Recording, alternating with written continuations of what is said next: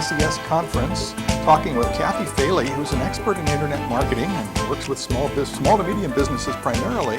Kathy, you're a usability expert. So, in a nutshell, what is usability?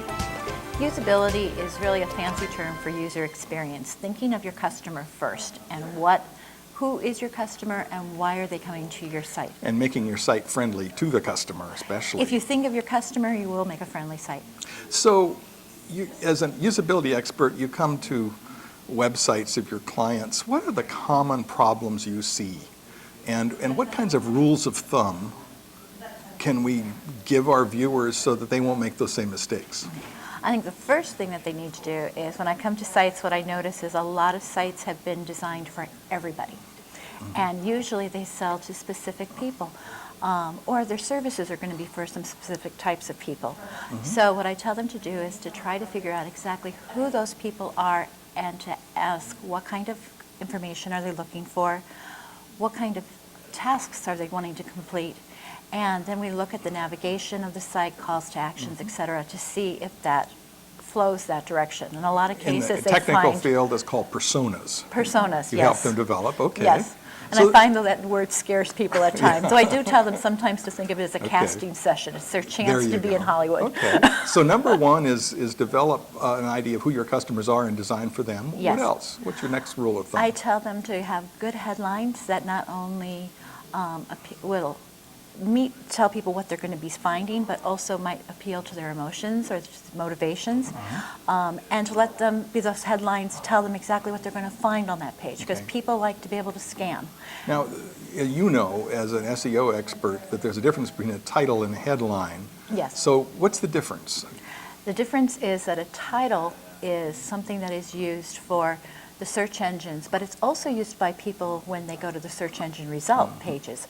That's different from a headline. What's a headline? A headline is, on a web page, you would have, basically if you think of a newspaper and how you have your headlines to help people understand what the content's going to be following, and sometimes there's subheadlines, that's what a headline is. It's on the web page itself. Useful and descriptive. Useful and descriptive, but have it be something that will also want them to maybe read more. Interest them. Okay, what's another tip? With the calls to action, like especially if they have a form to fill out, submit buttons, they drive me insane because it was invented by a technician. It was invented by a someplace. technician. So I always say, have your buttons be something, if you're going to have something on a button, have it be what the people should be wanting to do next. Okay. So if it's to order, if it's to review an order, something like that would be the better answer for that button. Sometimes technically, if you're depending on the different systems, that the content management systems don't let you make those changes, but a lot of times you can get around that. Now, where should you have your menu or menus? What's the best from the standpoint, kind of an overall standpoint? What I suggest is that they should have the menus, either the main headings at the top of the page, below the main header. Like in the header, what I mean is, like, you know, their banner for or their logo or their information about the site. It's often done with tabs or something. Right, often done with tabs. It shouldn't be at the very top of the page. Like right now with WordPress, the default is to put it a lot at the very, very top of the page, but people have banner blindness, so they may not see the menu right away.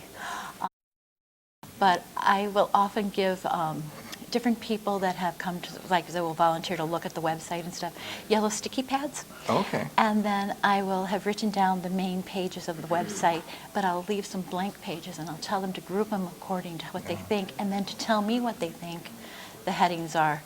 And that gives me a lot of time, the opportunities to prevent those multiple tabs. So we've been talking about kind of rules of thumb, overall guidelines, but once you do the right things, then you need to test. Yes. And we'll do that in another interview perhaps, but usability testing then, once you get the basics up, then you start testing to see what other problems you might have. Right. But I also say that they should test earlier too. I mean, it's simple things, just by seeing if people understand what the page is about. I expect testing also helps your clients realize how much they need this process done. Yes, and sometimes where the problems are that they would think they are, because they're so used to the site themselves. So. Hey, thanks for sharing with me. Tell me about your business and what you do. Well, I work with small to medium-sized businesses. I help them develop web strategies, take an overall look at their web marketing plan, and then help them with their, getting traffic to their site, as well as improving their conversions by usability. And your company name is? KF Multimedia Web. All right. Thanks so much. Thank you. This is Ralph Wilson with Web Marketing.